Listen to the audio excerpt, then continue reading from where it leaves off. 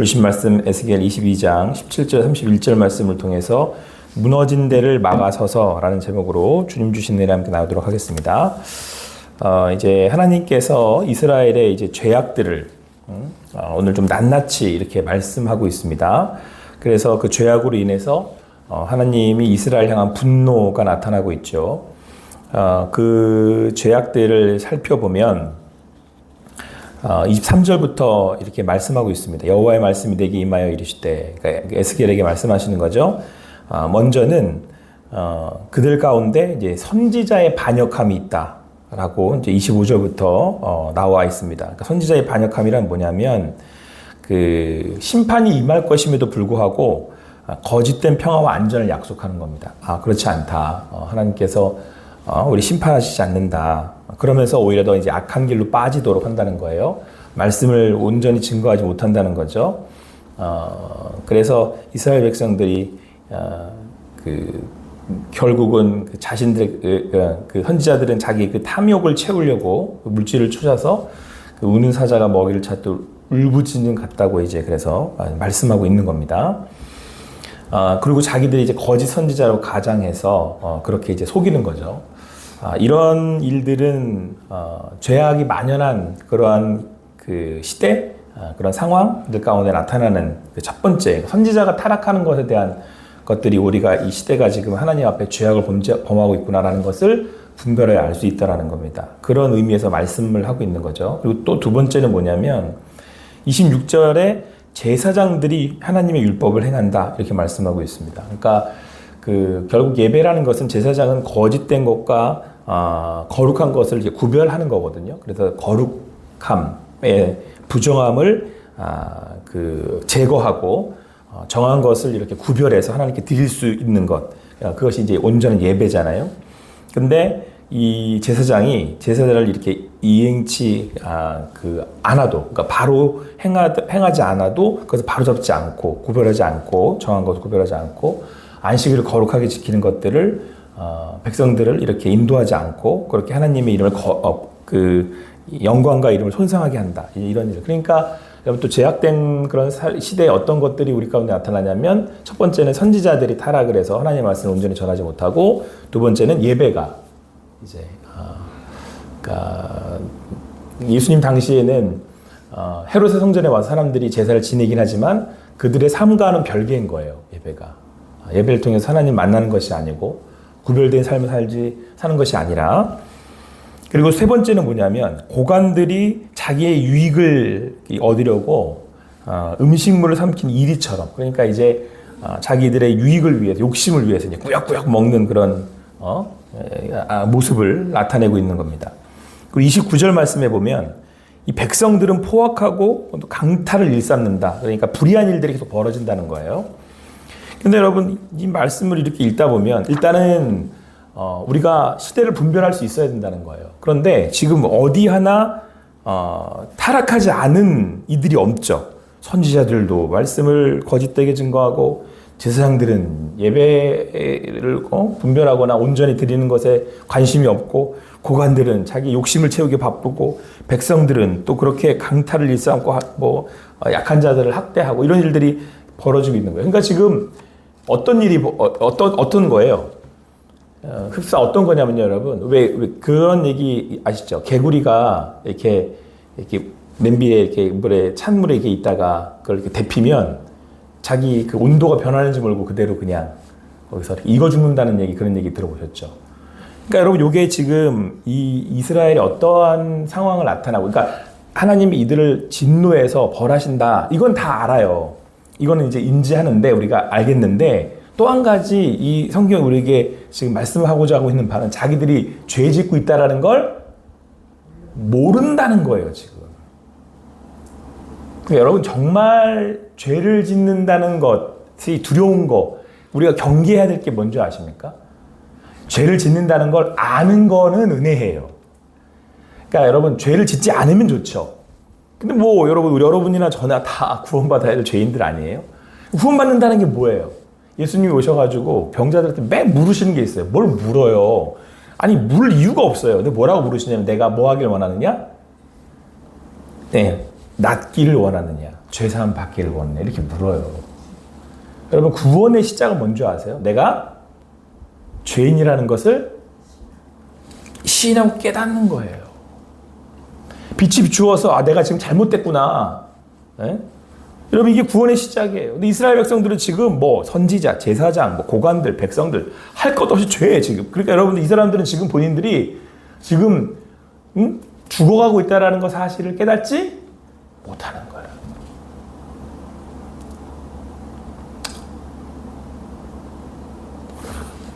말씀의 미스메디어의 홍수 속에서 내 입맛에 맞는 예배들을 고르고 말씀을 고르고, 예배는 어느덧 우리 인간의 감정과 감동을 자아내기 위한 어떤 그런 모습들, 예수를 믿는다고 하는 거지만, 믿는다라고 하지만 실제로 보여지는 모습들은 고관들, 얼마든지 우리나라 현실에서도 찾아볼 수 있지 않나요? 그런데 그걸 보고도 아무렇지도 않은 거죠. 심지어는 나 자신도. 오늘 이 말씀 앞에 여러분들, 주님께서 분노하고 계신다라고 하는 이 말씀 앞에 그 주님의 음성을 여러분들에게 내게 주신 음성을 들을 수 있는 여러분과 제가 되기를 간절히 소망합니다.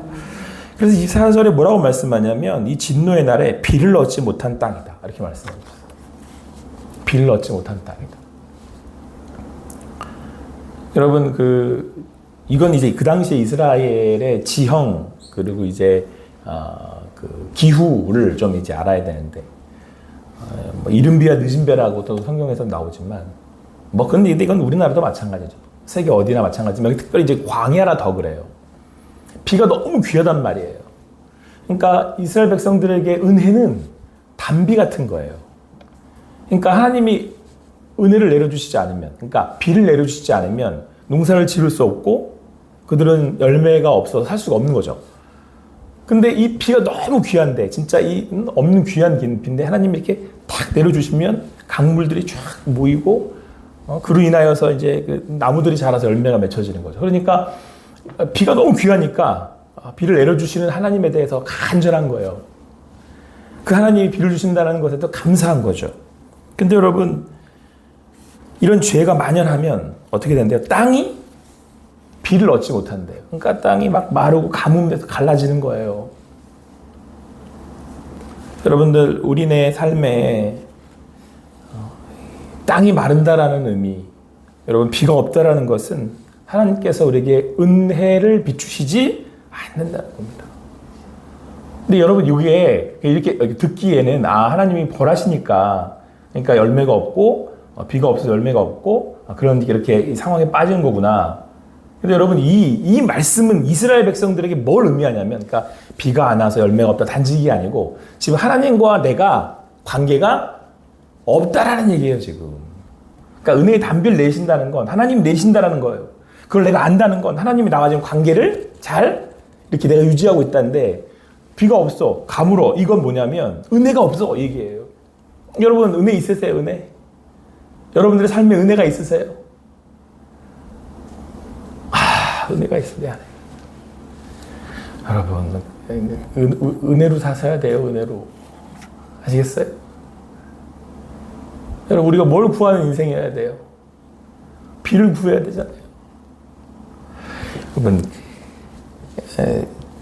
건강하고 안 건강하고가 중요하지 않습니다. 물론 인생이 그건 어떤 영역에서는 굉장히 우리에게 꼭 필요한 거지만, 물질은 꼭 필요한 거지만, 여러분, 어디에 처해 있어도 뭐에 있어도, 그래서 여러분, 하나님이 자꾸 이스라엘 백성들이랑 이스라엘 백성들 얘기할 때 자꾸 어디를 하나님이 자꾸 이렇게 기억을 하시냐면, 야, 너희 나하고 어디 있었을 때 더 좋았다.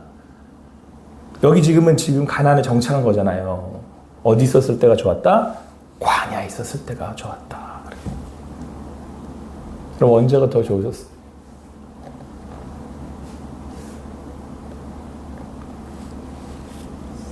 여러분, 저는 여러분 어떻게 생각하실지 모르겠지만, 그렇게 돼봐야 그것도 그때는 안 그럴 텐데, 여러분, 제가 가져서 만약에 건강이 있어서 죄를 짓고 하나님을 몰아서 은혜의 단비를 모르면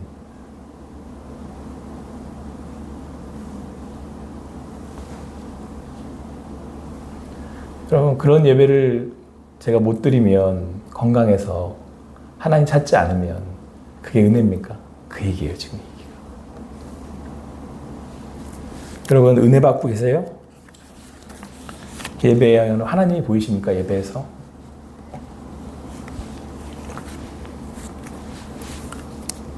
여러분, 오늘 성경은 그 죄악 가운데 하나님이 우리를 분노의 불로 이렇게 지피신대요.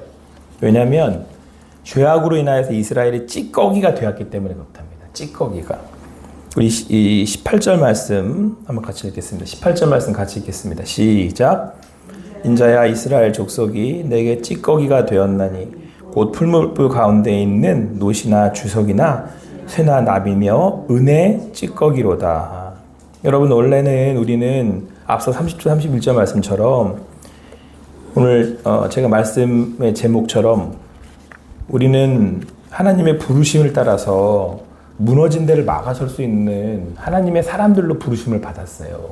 이스라엘 백성들은.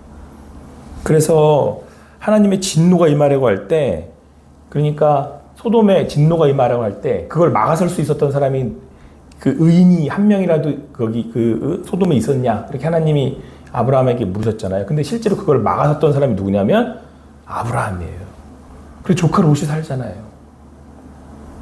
근데 여러분, 지금 이 성읍에는 없어요. 그런 하나님의 역할을 할 수 있는 사람을. 여러분, 유경호 목사를 위해서 기도해 주셔야 돼요. 여러분, 제가 그런 사꾼 선지자가 되잖아요. 그럼 저는 그걸 막아설 수 있는 능력이 없어요. 그러면 제가 그런 사꾼 제사장이 되잖아요. 그럼 여러분, 저는 그런 여기 설 수 있는 자격이 없어요. 그래서 하나님이 그 죄악 가운데 빠진 이들을 어떻게 하시냐면 막 분노의 불로 이렇게 막 다 모아가지고 이스라엘을 딱 모을 수밖에 없어요. 다 선지자든 뭐 제사장이든 관료든 백성이든 다 끌어 모아가지고 불로 막 이렇게. 근데 이제 여러분, 이게 심판이잖아요. 하나님의 심판. 그 뜨거워요. 견디기 어려워요. 그래서 막 이렇게 지금 녹이신대잖아요. 막 풀무불 가운데 막 녹여요. 근데 여러분, 이 고통스러운 과정이 분명히 이게 힘든 시간임에도 불구하고 하나님이 이들을 벌하시는 것처럼 보이지만, 이스라엘을 벌하시는 것처럼 보이지만, 신약과 구약 사이에 400년 동안 마음 말씀 안 하시거든요.